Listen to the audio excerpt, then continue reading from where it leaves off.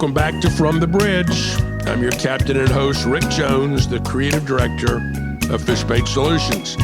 This show is all about sponsorship, cause marketing, career development, business tips, life's lessons, and a whole lot of good food. The good news is we're putting the virus in the rearview mirror. Yes, COVID still remains, and there's still a threat of getting sick, but it's now like driving on an interstate highway. There are risks involved every time you get into a car. Each year, an average of 38,000 people get killed in automobile accidents here in the United States. But that doesn't mean we shut down the highways. I know how to reduce or even eliminate all highway deaths. Make the speed limit 15 miles an hour. Of course, that's not practical. And neither is hiding in your basement because some people might still get COVID-19 and you don't want to be one of them. Most of the country has opened back up, including my home state of South Carolina. But some states have not. It seems to look a lot like red states versus blue states. I was recently in Washington, D.C., and they still seem to be locked down. Most of the businesses were still closed. We stayed at a Westin hotel, and there was no one to work there. An enormous hotel that could not serve coffee, no food. They had valet parking only. The problem was they didn't have anybody to park. And so the manager of the hotel checked us in, parked our car, and helped us with our luggage. Things have got to change. We understand California is still very similar in that capacity too. But hopefully soon we'll all be back together. Well, I did say there was some good news, but the better news is our world, the world of events, is rapidly returning to normal. For example, we saw a recent PGA championship right here in Charleston that had 10,000 people excited about Phil Mickelson's amazing and historic win. We're seeing that the NFL and all of college football is saying they will be back with full capacity crowds. We are seeing festivals reopen. We're seeing the Grand Ole Opry have everyone in their seats. Yes, things are getting better. Last year, I told you about our agency's theme or tagline for 2021. It's when we get back together, let's give back together. We're excited about our charity work. We're excited to be taking our ESPN events tour back on the road, and with that, being able to highlight some of the charities that we support.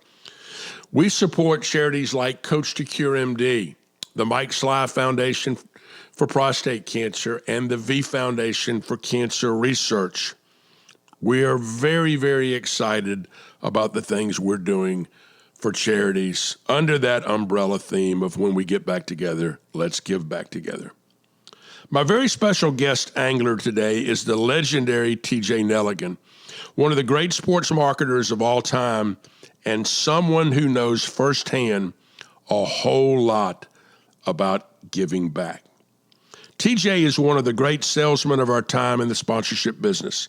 He graduated from Richmond University and then went to work on Wall Street.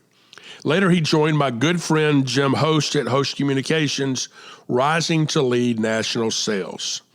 Then he scratched that entrepreneur's itch and started his own agency, Nelligan Sports Marketing, serving a variety of colleges and universities.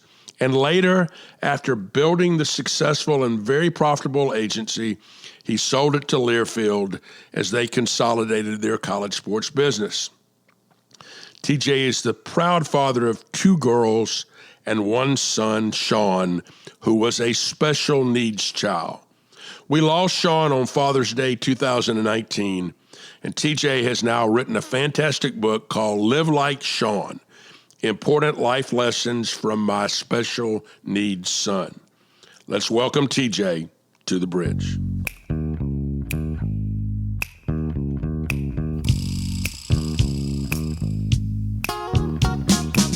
TJ, thanks for being with us. It's great having you. It's a pleasure to be here, Rick.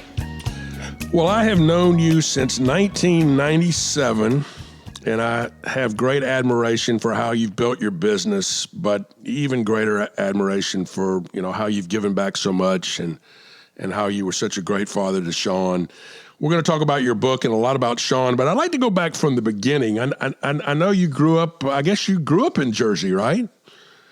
I grew up in New Jersey, in Morris County in Montville, New Jersey, went to high school there, and then graduated high school to the shock of everyone, and went to the University of Richmond in Virginia.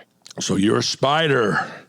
The Mighty Spiders, Yes. First 15 seed to win an NCAA tournament game over Syracuse. That's right. That was one of the great upsets of all time. And was that Dick Tarrant, I think, That was Dick Tarrant. Yeah. Yep, Dick Tarrant. His son lived next door to me in the dorms. Great family. Dick Tarrant was a tremendous guy. And as he joked, they gave him a 1-year contract.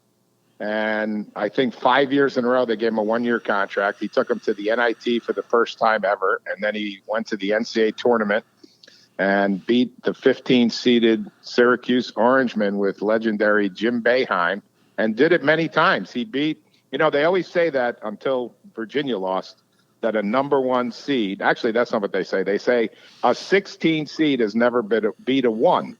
And that's really not true, because Richmond in 1984, 1985 played the play-in game when the field was 48 teams. They beat Ryder in a play-in game to play Auburn, who was the number 1 seed, number 1 in the country, with Charles Barkley and Chuck Person. And Richmond was winning by 20 at halftime and barely hung on to win.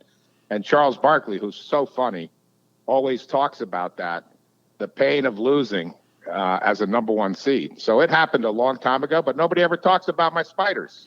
Yeah, I think a lot of people haven't understood college basketball history very well. I know they still talk about, and legitimately so, about Indiana's national championship run in 76. But there had been plenty of undefeated national champions prior to that year, and people never think in terms of those great teams.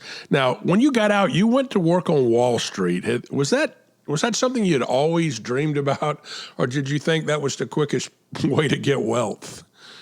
No, I think back in the old days, I was in the 80s, and the Michael Douglas movie Greed is Good, and he who dies with the most toys wins, and might have been a tad bit of a narcissistic egomaniac before Sean taught me about life.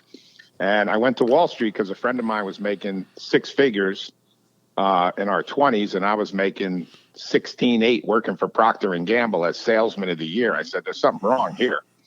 So I really went to work there and worked in New York for 7 years on Wall Street, made money, but hated my job, and learned that lesson over the last, 3+ decades was everybody that's at the top of their game, whether it's the cake boss, Buddy Velastro, who was a good friend of Sean's and mine and lived next door to us, he was making cupcakes in Hoboken, New Jersey. And now he's world famous. And who thought that the Food Network would come along and make all these chefs stars? And it's the same thing, whether they're coaches or any profession out there. You have to love what you do. And I always said, as I spoke to college students around the country when I was working for Host at first and then Nelligan Sports, it's a lifestyle. Once I got into college sports, and I left Wall Street and miraculously ran into Jim Host and started the New York office for Host. And for the next 25 years, almost 10 with Host Communications and 15 with my own company until we sold, I never worked another day in my life because it wasn't a job. It was a lifestyle. I worked, as you did, 10 hours a day, 7 days a week, went to thousands of sporting events, 25 Final Fours in a row. And I never felt like I worked another day in my life. And it was just, the greatest thing that ever happened to me. Well, we talk a lot on this show. We have a lot of young people that listen because we've done a really good job of reaching out to universities, to sports management professors and others to say, hey, this is a cool resource for your students. It's free, and we bring a lot of really smart, talented people on here. But we constantly preach, find your gifts and find your passions. And if you intersect your gift with your passion, you're right. You're never going to work a day of your life. You're going to be, thrilled to get up every morning and do that kind of stuff. How did you meet Jim Host? Well, it's kind of a funny story. I really didn't meet Jim at first. I was sitting at home, hated my job on Wall Street, and I'm watching Regis Philbin on TV. And he has this guy on named Roy Engelbrecht, who ran Sportscasters Camps of America in California, and he used to run the LA Forum. So I said, I'm going to that. So I go to Sportscasters Camps of America. You sleep in the dorms at Loyola Marymount. You do the NBA Free Agent League at Loyola Marymount, which was small time then. And here's a bunch of kids, mostly 90% of the people that went there went to, were college students who wanted to be an announcer. Now I'm working on Wall Street, and, my wife at the time is pregnant with Sean. And we go to this class, and it tells you how to buy rights fees. So I call up the athletic director at St. Peter's College. I said, I'll give you $1,000 for your rights fees for the basketball games. Last year, you only had 10 games on a little tiny station. I'm going to put them on a bigger station and do every single game, because obviously college basketball is on weekends and at night, so I could still have my full-time job at the time. So I did that for 2 years. I was the play-by-play guy, and my buddy Joe was the color analyst. And during that time, I ran into a guy named Ray Levy at Sports Minded, who was representing Jim Host in New York because he didn't have a New York office. They were based, as you know, out of Lexington, Kentucky, and mainly their strength at the time was the Southeast. So at 29 years old, I get a job for the first year working for Ray Levy, selling all the Host stuff. And within 9-12 months, I meet Mark Kidd, I meet Jim Host, and they hired me to open the New York office for Host Communications, which, looking back on it, changed my life forever. And it changed the direction of my life. And, as I met Jim Host, we had so much in common. He worked for Procter & Gamble, his first job out of college, as I did. He was a play-by-play guy for Kentucky, and we just hit it off. And I always called him Coach Host, and he always called me Captain. And I worked there for 9 years, as you know, and had the time of my life selling all the NCAA corporate partners, all the different schools we had, from the Notre Dames and Texases and Alabamas and the Southeastern Conference, and met so many hundreds and hundreds of, coaches and athletic directors and conference commissioners. But the thing I really look back on, which I don't think you really appreciate when you're, 30 and 31 and 32 years old, was the timing of life is just impeccable. I got in, as you know, the business wasn't a multi-billion-dollar industry. Host was by far the biggest in the industry at the time, and would continue to be during my run there until they sold to IMG. And Jim was so generous with his time. When I look back now, we would walk. He'd go, come on, let's go for a walk. And we'd leave the Lincoln building where our office was, across the street from Grand Central, and we'd walk around Midtown Manhattan. And he was coaching me, and he was teaching me about sales and really about life. And he was so generous with his time, and that changed my life. As I look back, I'm like, thank God I ran into Jim Host, because it changed the direction of my life. It changed my career. And, looking back to 1990, which is 31 years ago, it's really amazing how, blessed I was and how grateful I am that, I had the opportunity to work for the icon. I always called him, being from New Jersey, the godfather of college sports, because it was really like learning how to make light bulbs from Thomas Edison. He was the pioneer. He was an entrepreneur, and he was really a born salesman. He was in politics when he was young. And when you look at him, right, you think if you were doing a movie and you needed a senator to play a part, you'd call Jim Host. No question. He's been on our show twice. He's one of my favorite people in the world. And, he and Pat have been so instrumental to our lives and our businesses. I told somebody the other day, I said, you can talk about Mark McCormick all you want. I'll take the Jim Host family tree and go to war with anybody. You look at people that are continuing to do great things. They came out of Host. Well, and you and I both spoke at his 80th birthday party a couple of years ago at the Host Communications reunion. And what's amazing, and what I said that night, is everybody talks about Coach K and his coaching tree and how many assistants have become head coaches, or Rick Pitino. And, there's dozens and dozens. There's thousands of people off the, Jim Host coaching tree. And he has so many people out there that are working for ESPN or athletic directors. And how many entrepreneurs came off that tree between you and Mark Kidd and Mark Dyer and me and Rick Ford? There's there's probably dozens and dozens of people that have built tremendous companies because of what Jim Hall's taught us, you know? And the other thing, TJ, is just good people. I mean, all the people you just named are people that, we've had in our homes. These are people that you just loved working with and being with. Jim, he taught you early on, if you lie, I'll fire you. I mean, just there's a certain way of doing business with people. There's a certain way of conducting yourself. And, his passion and his energy, I think, rubbed off on all of us. But then you pivoted. Did you always want to be an entrepreneur, or did it just come at a certain time in your life that you said, hey, I've learned a lot here. I want to go out and do this on my own? I think I always say that an entrepreneur is born. You're either born an entrepreneur or you're not. Every college and university in the country now has a school of entrepreneurship, right? Now you can teach them, some of the disciplines to be a better entrepreneur. You can teach them maybe about marketing or about sales or about different disciplines. But, when I was 12 years old, I had so many different jobs, from the paper routes and all this, but I'll never forget that I went up and stole 20 of my father's white T-shirts, dyed half of them red, half of them blue. And then I went on the side lawn of our house in Montville, New Jersey, where I grew up.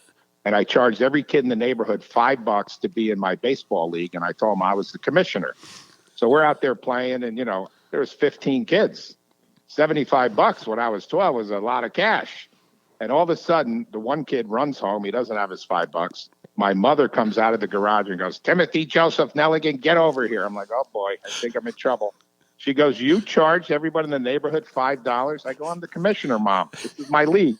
And she said, well, it's my stadium and your lease has been canceled. And I said, oh, I wonder where I got it from, Mom. Yes. Well, one of the things I admired about when you started Nelligan Sports Marketing was you took what a lot of people felt like were colleges that were too small or didn't have enough value, and you built great value in those that I think changed the industry. I mean, it was easy to sell Kentucky and Texas, but, now you've got St. John's and Seton Hall, and, you've got other schools. Talk about that a little bit. Well, I think when I first started the company, I started in June 4th of 1999 and hired 6 or 8 employees. And we started out of the gate with, St. John's, Seton Hall, DePaul. And a year later, we got the Big East Conference for the basketball tournament at Madison Square Garden. But I recognized that I didn't have the bank to go out and guarantee the same rights fees that some of the other companies were doing at the time. So we went out and, got all these properties, and our deals weren't a rights fee. Even when we had Louisville, we said, okay, you were making X, you'll never make less than that. And we had Louisville and Colorado State and the Big East Conference and Rutgers as the big Power 5 conferences. But, 90% of our schools were what people considered, you can't generate a lot of revenue there. And I think we did 2 things. Number one, we created a model that was a partnership. So we're all on the same team. They're not trying to, renew the deal. And I always said, don't hold my success against me. Because even if you look at the host days, you take Kentucky from X to 3 times X in 5 years. And what did you do? Now they want you to pay more money for what you built, and they're holding your success against you. Yeah, you painted that apartment. Yeah, and then they want to charge you more for the apartment. Like, what is going on here? We just increased the revenue 300%, and we're being penalized for it, right? So I even said that to ADs and presidents. I said, I just don't want you to hold my success against me. Oh, well, don't worry about it. If you're successful, we'll renew the deal. Well, what if you're not here, Mr. AD? And your next guy says, oh, I want you to pay twice as much. So we put thresholds in our contract.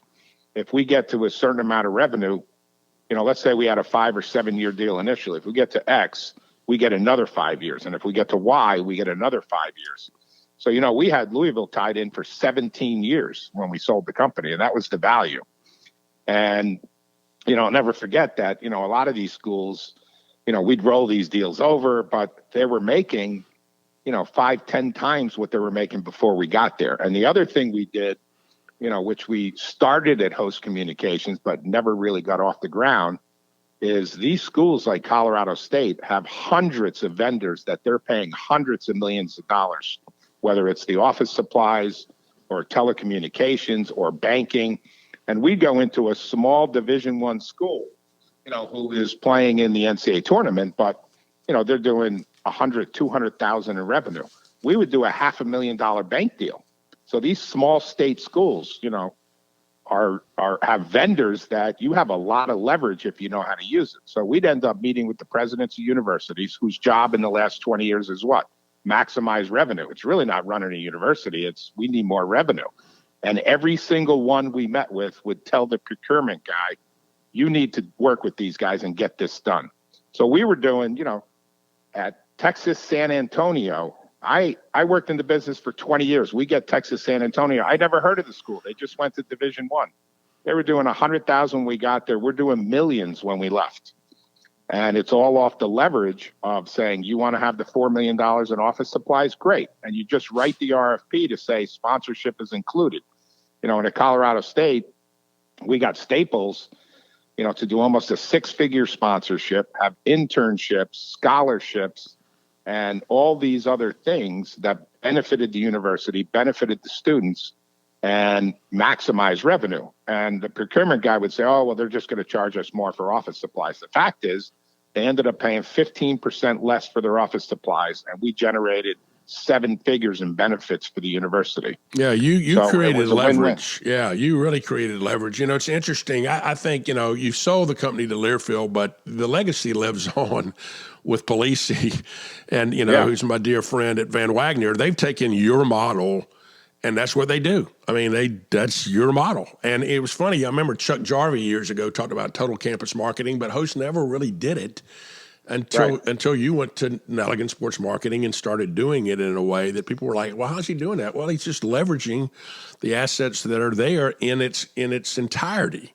in its composite. Right. We had, the first year I started the company, we lost 7 figures plus because we ran into March 2000, the market crashes. What do corporations do? The first expense they cut is advertising and marketing because it's a direct hit to the bottom line. So I lost over $1 million the first year. And, then year 2 through 15 just went like a straight up arrow because of those things we did. And, it was also because we had Tim Hoferth, who was the youngest AD at Villanova at the time when he came on as a partner in the company, and Mike Polisi from the National Football Foundation, and Mark Devine, who built the entire West Coast, 15, 20 properties for us doing all this campus-wide marketing. And then we just said, look, here's what we can do for you. And it was the people, because every year I would give more stock options to the people that created value in the company. And nobody ever quit our company. The only people that ever left, left because they couldn't make enough money. So our model was, you bring in a lot of money, you're going to make a lot of money. And, we had a lot of people make a lot of money when we sold the company, which I didn't even want to do. It was kind of my brand, right? It was my life. I was defined by it. But when IMG bought Host and then they bought ISP, and then Learfield was bought by Providence Equity Group, IMG went out and just tried to capture market share, as you know, and started paying exorbitant rights fees. And at the time, Learfield called us a month after they were bought by Providence Equity. Greg Brown called me and we met, and, I said, you know what? We're not going to renew our deals on the same terms because they destroyed the model in college sports. And obviously they end up getting out of the business, IMG. Well, it's interesting. I think even for Learfield today, COVID saved them. I hate to say that, but it saved them because there was no way that they were going to continue with that model of paying higher and higher and higher rights fees for the same assets. And this gave them the get out of jail free card that allowed them to go back to a pure rev share model that y'all had kind of pioneered from that standpoint. I want to pivot now, though, and talk about Sean. He was your firstborn. He was a special needs child. Let's talk about him a little bit. Well, ironically, Sean was born in April of 1990. I started working for Host in May of 1990, a month later. So I worked in the industry his entire life, basically. But, for parents that have a special needs child, he was born and we took home what we thought was a perfectly healthy baby boy. Things started to unravel over the first 2 years. And then, I was in denial. I didn't want to know anything about it. I said, it'll be fine. It'll be fine. And then we went to the, most famous foreknown neurologist in the world when he was about 2 years old. And that was a big turning point, because that day, as I sat in this man's office, he has all these diplomas from, the biggest universities in the world. And he's got all these books that he wrote. All the neurology students studied his books in college to become a neurologist. So I sat there and said, you know what? Whatever this guy tells me has got to be true. And I knew I wasn't going to get good news. And that day he basically said, Sean has intellectual disabilities. He's never going to live a normal life. He'll never be able to graduate college. He won't fit into mainstream society. He'll probably never have a job. And as he gets older, these disabilities will be more pronounced and will be harder on him and the parents. And that day was devastating, because, you feel like, your hopes and dreams for your first child were just shattered. Like, how are we going to live this type of life? I had no idea. And the first probably the first 10 years are very difficult for parents, because all you're doing is going to doctors and putting them on anti-seizure medicines and physical therapy and speech therapy and occupational therapy. And it's just torture. And at some point, when he became in his young teens, and he started Special Olympics, and I got involved with the organization through Don Slatt, who was a fraternity brother of mine at Richmond, who was on the board. He took on this personality that was amazing. He was funny. He walked around like he was the mayor, shaking hands with everybody. And I looked at him and I said, I'm supposed to protect this young man from life and teach him about life. And as the story ends, and the reason I wrote the book, was he taught us way more than we could have ever taught him about how to live a good life, and that we should be emulating him, never mind us teaching him. And so over the next, 15 years of his life, he taught me so many lessons, which is why you write a book. If there was one, there'd be no book. But he was just the sweetest, kindest human. My daughters, Moore and Megan, always said he was an angel on earth. And my daughter gave a speech at her high school graduation. The entire thing was telling the students they should live like Sean. And I guess when, he loved college sports, and he couldn't read, he couldn't write, but I bought him an iPad and he memorized all the college sports logos. And we went to thousands of college sporting events, and he probably went to 10 Final Fours and Super Bowls and everything.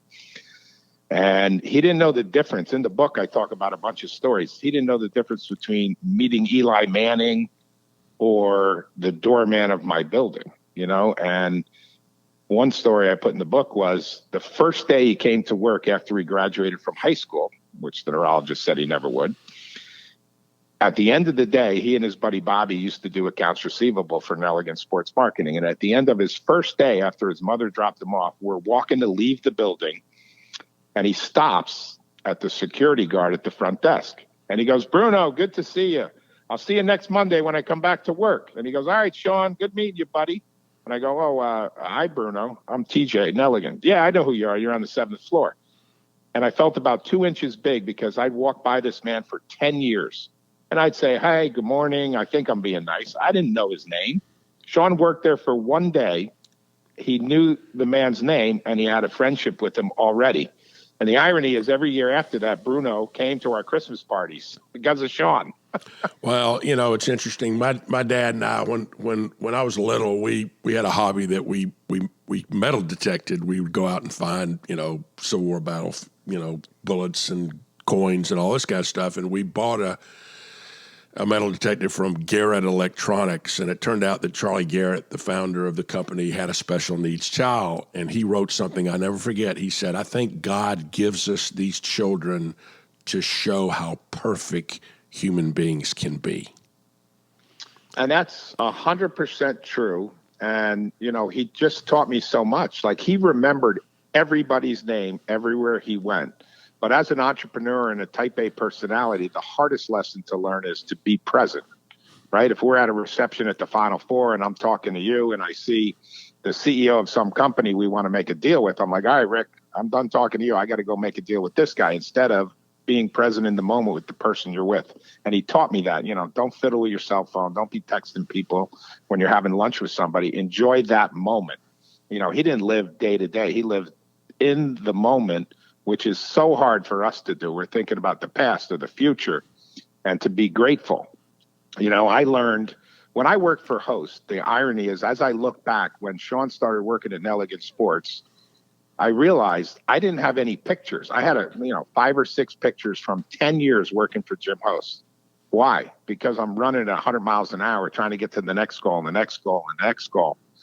And then when Nelligan Sports started, I realized I have thousands of pictures because I started to enjoy the day and the moment. And, there's nothing that's that important in life to not take the time to be grateful. And I realized that, it's the journey. Life isn't about getting to the destination. We always say, I'll be happy and grateful when I hit the goal. Well, what happens when we hit the goal? We change the goal. We move the goalposts. We get to the goal in 3 years that we set for 5. And instead of saying, wow, we should be grateful and have a party and celebrate and be happy. No, let's do twice as much as that, right?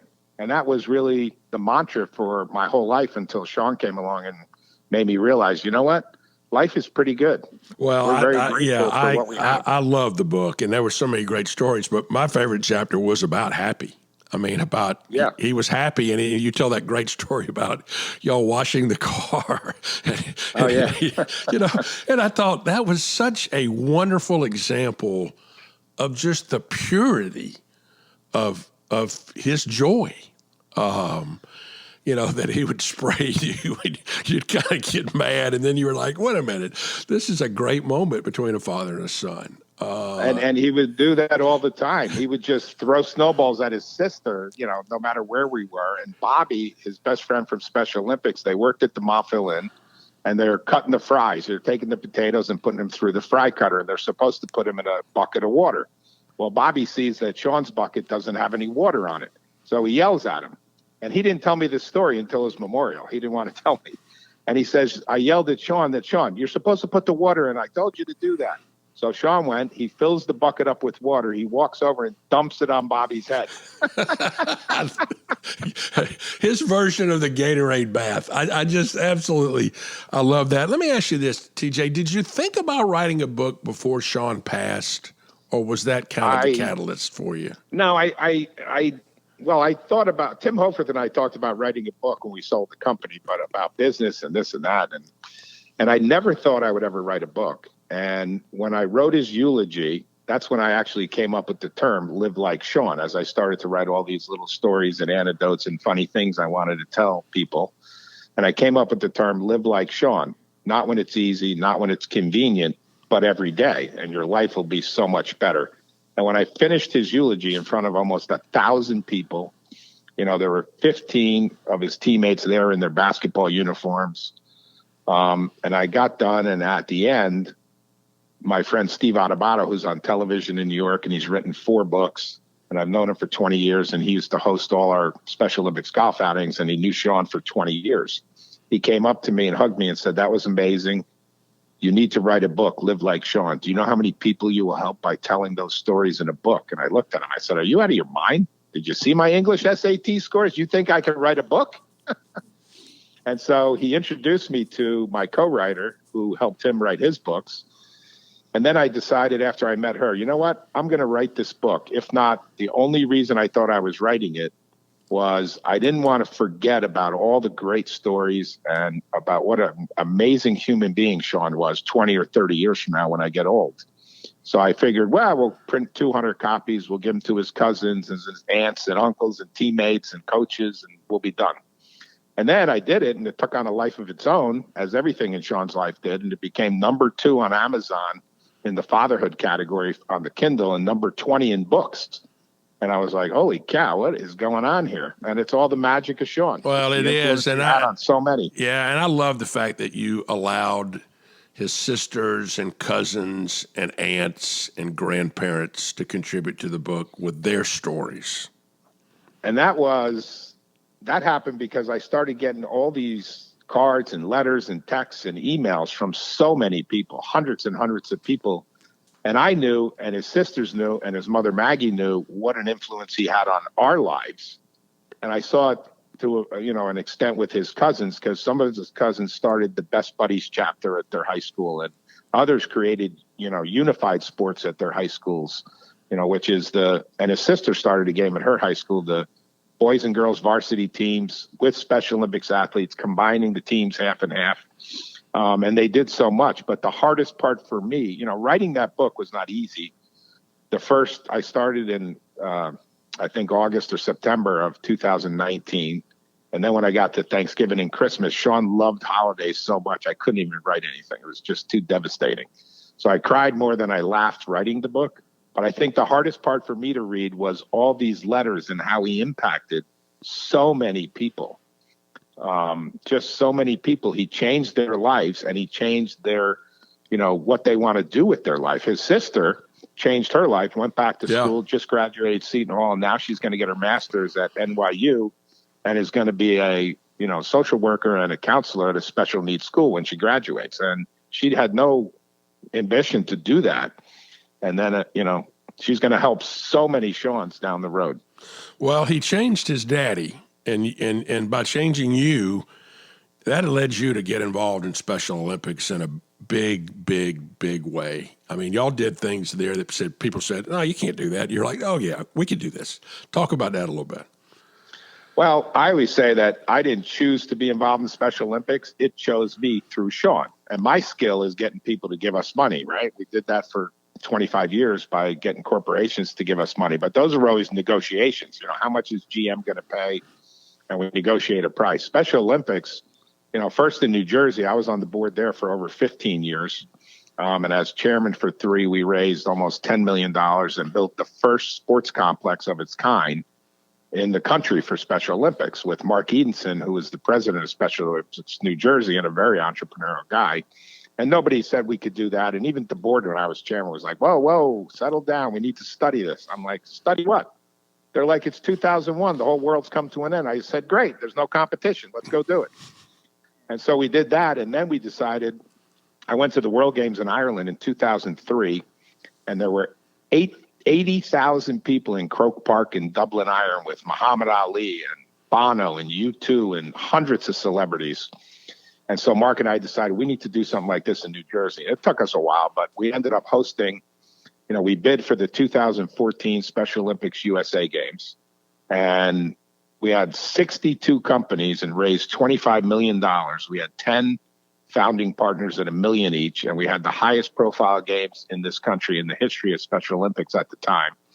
And we had Fox, who gave us probably $5 million worth of airtime all over the country to promote Special Olympics. And I always said that all of us inside the bubble of Special Olympics know how great this organization is and know how it changes people's lives, not just the athletes, but the families and the volunteers and so many people. And so we got the message outside the bubble. And I think a whole bunch of families saw that and signed their children up for Special Olympics, because it's no different than us playing high school sports. The camaraderie and the friendships is the most important part. And that's what it brought Sean. And so, getting involved in that organization changed my life. And Sean changed the person I would have been. I wouldn't have been the person I am today if not for Sean. Who knows where I would have been. Well, think about Special Olympics. If Eunice Kennedy Shriver didn't have a sister, Rose, then she doesn't start Special Olympics. I mean, when it becomes personal, then you start having an impact. But I would challenge everybody listening today. This is a book that no matter where you are in life, if you will read this book, it will change your attitude about life. It will make you a better human being. I mean, in a very simplistic way, it just says this is how you should live your life. It's about your family. It's about your friends. It's about the moment. TJ, you did a magnificent job. It's a tremendous book. Well, I appreciate that. And I always say it's Sean's book. I'm just the messenger. Yeah, I was the messenger at different stages his entire life through Special Olympics. I never would have done that. And the book is really Sean's book and Sean's lessons that everybody can, learn from and become a better person. You become a better husband, a better wife, a better business person by living by his creed, which was very simple, but it just came naturally to him. It's hard for me. I try, but I'm just a mortal. I try as hard as I can to live like Sean. it just came naturally to him because he was genuine. He was authentic. And as you said, somebody asked me at the end of a podcast, they said, what would you change about Sean's life if you could? And I said, nothing. It was perfect. Yeah, I get that. I'm one of the guys that bought the book on my Amazon Kindle. I want everybody out there. It's easy to get on Amazon. You can get it on your Kindle. You can get a hard copy of it from that standpoint.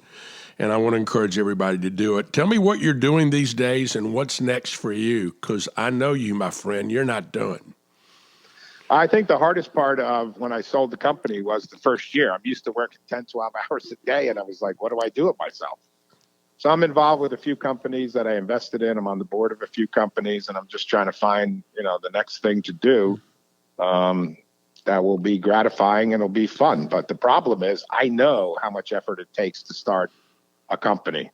And so I'm not going to do that until I find the absolute perfect thing that you have to have a passion. It has to be a lifestyle. And then you have to put in the work, right? Success is when preparation meets opportunity. Well, TJ, you're one of the giants in the business of sponsorship and sports marketing. You built an incredible business, but you're a bigger giant for all the people you've helped. And you've been just a huge role model for all of us. And I can't thank you enough for being with us today from the bridge. Rick, it was a pleasure to be on with you. And you read that just like my mother wrote it. Well, she did call me up before the interview and just wanted to make sure that I took care of you. Listen, pal, I appreciate you being with us today. Again, folks, get this book. This book will change your life. It's tremendous. You can read more about Sean on tjnelligan.com. All his stories are on there. Well, that's great. All right. Well, thanks, pal. Appreciate you.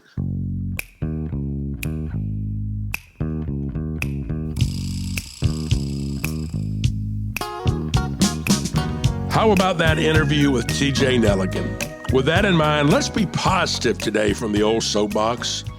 Now that we're all getting back together with full attendance at events like sports, music, and festivals, I want to remind you that there's a lot of need out there, and all of us can find a charity or cause to support with our time, our efforts, and yes, our money. There are so many ways the sponsorship and event marketing world can do to support those in need. We mentioned some of the charities that we work with, but we also work with the American Battlefield Trust to purchase and preserve sacred battlefield land where Americans fought and died for our freedoms. You heard today what TJ Nelligan has done and is continuing to do for Special Olympics. So here's my challenge to you today. Go find a charity to support this year. You'll be glad you did. Let's close with another great place to eat on the road with Rick. On my recent trip to Washington, our client took us to the Blue Duck Tavern. I'm usually not a fan of restaurants and hotels, but this one is the exception. It's in the Park Hyatt in D.C., right on the border to Georgetown. We had a private room for our group, and the food, atmosphere, and service were second to none. We had a large group, and it seemed like everyone ordered something different, and everything was terrific. I had a wonderful cauliflower and garlic soup, and then a wood oven grilled branzino with fennel and herbs. Charlotte had a salad with baby bib and white asparagus and fresh English peas, and then an amazing crab cake. They have a great wine list, too. Try the Blue Duck Tavern the next time you're in our nation's capital. That's a wrap on today's show. Thanks to TJ Nelligan for being my guest and to each of you for listening. We'll be back next week with another edition of From the Bridge.